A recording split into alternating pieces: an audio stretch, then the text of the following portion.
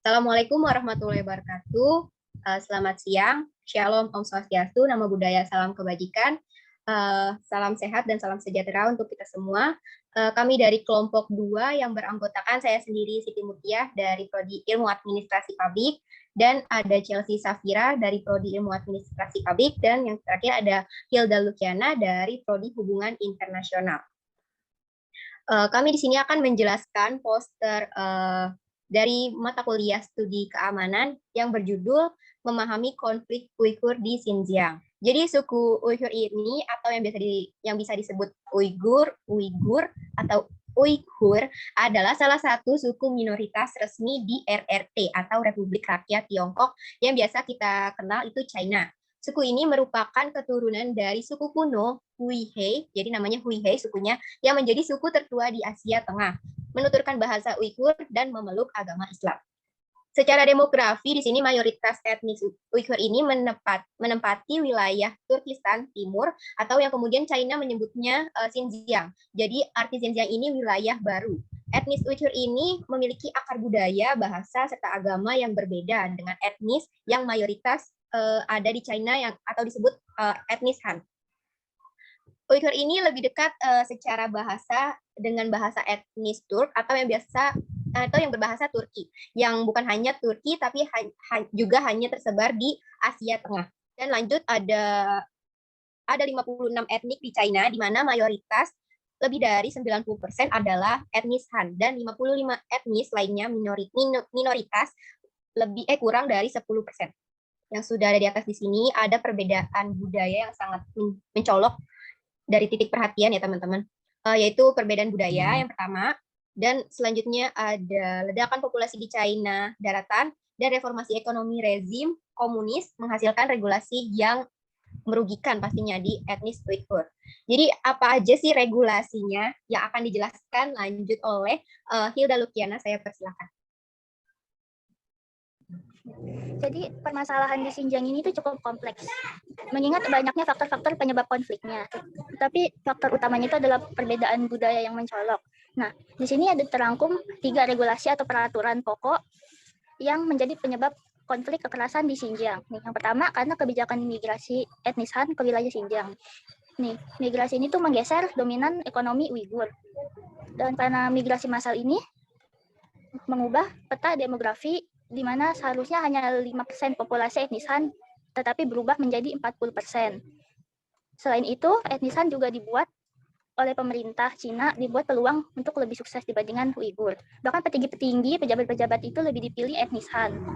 Dan pertambangan dan ekspornya juga dieksploitasi oleh etnis Han dan menyebabkan etnis Uighur itu mereka merasa terdiskriminasi. Yang kedua, karena pemaksaan identitas dan budaya etnis Han terhadap non-Han, termasuk Uighur. Dan kebijakan ini tuh tidak tertulis, tetapi justru semakin menekankan betapa minoritasnya Uighur dibandingkan etnis Han. Dan itu rezim komunis Cina memaksa Uighur itu untuk mengadopsi budaya dan bahasa etnis Han. Mereka ini tidak boleh memakai bahasa Arab di segala kehidupan mereka, termasuk tokoh-tokohnya juga dipaksa untuk berbahasa Cina. Dan mereka dipaksa, selain itu mereka juga dipaksa menerima ideologi negara yaitu komunis dan harus menerima simbol-simbol komunisme. Yang ketiga, represi, penindasan terhadap etnis Uighur. Dan ini menyebabkan demonstrasi mahasiswa besar-besaran. Dan tetapi demonstrasi ini tuh justru tidak menuntut keadilan bagi etnis Uighur, tetapi justru semakin mendominasi komunisme dan gerakan separatisme. Dan semenjak itu tuh makin banyak protes etnis Uighur untuk menolak paham ini. Banyak yang turun ke jalan untuk memprotes penindasan agama mereka dan juga diskriminasi etnis mereka. Tetapi protes ini tuh justru rusuh dan berakhir banyak yang meregang nyawa. Dan di sini dapat disimpulkan bahwa represi ini itu tidak hanya untuk aktivitas politik, tetapi juga aktivitas agama. Dan semenjak demonstrasi ini tuh, dari komunis Cina ini menutup masjid dan sekolah-sekolah berbasis Islam, melarang sholat, dan juga melarang segala jenis aktivitas keagamaan. Nah, selanjutnya akan dijelaskan oleh Katia. Oke, lanjut di sini ada juga yang menjadi pusat perhatian mengenai aktivitas religi etnis Uighur sendiri. yang dimana adanya pengurangan aktivitas religi di ranah publik. Jadi China ini mengeluarkan kebijakan tersebut karena agama bukan tentang personal atau pribadi yang tadi sudah dijelaskan oleh Hilda, seperti momen 9-11 menjadi alibi oleh China bahwa adanya pengetatan keamanan di Xinjiang yang malah menjadi tuduhan secara sporadis. Jadi sporadis ini keadaan penyebaran tumbuhan atau penyakit di suatu daerah yang tidak merata dan hanya dijumpai sana-sini. Jadi etnis Uighur ini dituduh sebagai etnis yang tidak baik, lalu disebar atau difitnah secara berlebihan bahwa etnis ini tuh seperti yang sudah terjadi itu tuduhan genosida Muslim Uighur. Oke, lanjut di sini juga ada kebijakan pelatihan di Xinjiang serta perlakuan pemerintah terhadap kaum Muslim Uighur yang akan dijelaskan oleh Chelsea. Silakan. Oke, baik. Kebijakan pelatihan di Xinjiang. Jadi setelah kritik dan tuduhan bertubi dari berbagai negara sehubungan dengan kebijakan pelatihan di Xinjiang, pemerintah Cina tampak berupaya untuk pulihkan citra. Mulai dari adanya penerbitan buku putih yang menggambarkan keberhasilan program pendidikan, hingga janji pemberian izin bagi para pengamat dari negara-negara Uni Eropa untuk datang langsung agar lebih mengerti keadaan di Xinjiang. Buku putih yang dengan teguh mempertahankan kebijakan pemerintah Cina di wilayah tersebut diterbitkan pada hari Kamis 17 September 2020. Pemerintah mengatakan bahwa taraf hidup orang-orang Xinjiang telah meningkat berkat adanya program pelatihan skema kerja dan pendidikan yang lebih baik. Selanjutnya yaitu ada perlakuan pemerintah terhadap kaum Muslim Uighur di Xinjiang, yaitu adanya larangan-larangan aktivitas keagamaan seperti larangan puasa di bulan Ramadan, larangan pengajian-pengajian, hingga larangan untuk melakukan sholat Jumat. Serta mencuci otak kaum Muslim Uighur dan menanamkan doktrin komunisme terhadap kaum Muslim di Uighur.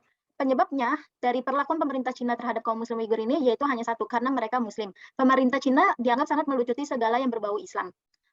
Dari perlakuan dan kebijakan yang telah dilakukan oleh pemerintah Cina, Panel Hak Asasi Manusia atau PBB Persatuan Bangsa-Bangsa mengaku telah menerima banyak laporan terpercaya bahwa 1 juta warga etnis Uighur di Cina ditahan di satu tempat pengasingan rahasia yang sangat besar. Dalam sebuah laporan, lembaga Chinese Human Rights Defenders menyatakan 21% dari penangkapan di Cina sepanjang tahun 2017 terjadi di Xinjiang.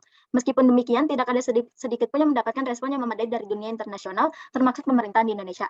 Jadi dari adanya kebijakan pelatihan di Xinjiang ini menunjukkan bahwa konflik etnis yang terjadi di konflik etnis Uighur di Xinjiang ini masih terjadi hingga saat ini, karena kebijakan pelatihan untuk memperbaiki citra pemerintah Cina pun baru dirilis pada tahun 2020. Jadi hingga saat ini PBB atau Persatuan Bangsa-Bangsa berupaya untuk menyelesaikan adanya konflik etnis di Uighur Xinjiang ini. Selanjutnya mungkin akan lebih dijelaskan lagi atau ditutup oleh rekan saya Siti Mutia.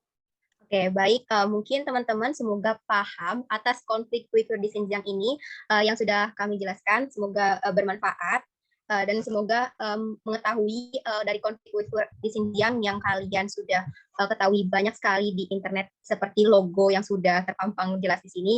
Karena sangat populer sekali logo tersebut di sebuah internet atau sosial media yang kalian pernah lihat. Mungkin segitu aja dari kelompok kami penjelasan poster memahami konflik Uighur di Xinjiang. Kurang lebihnya kami mohon maaf. Billahi taufiq wal hidayah. Wassalamualaikum warahmatullahi wabarakatuh. Selamat siang. Terima kasih.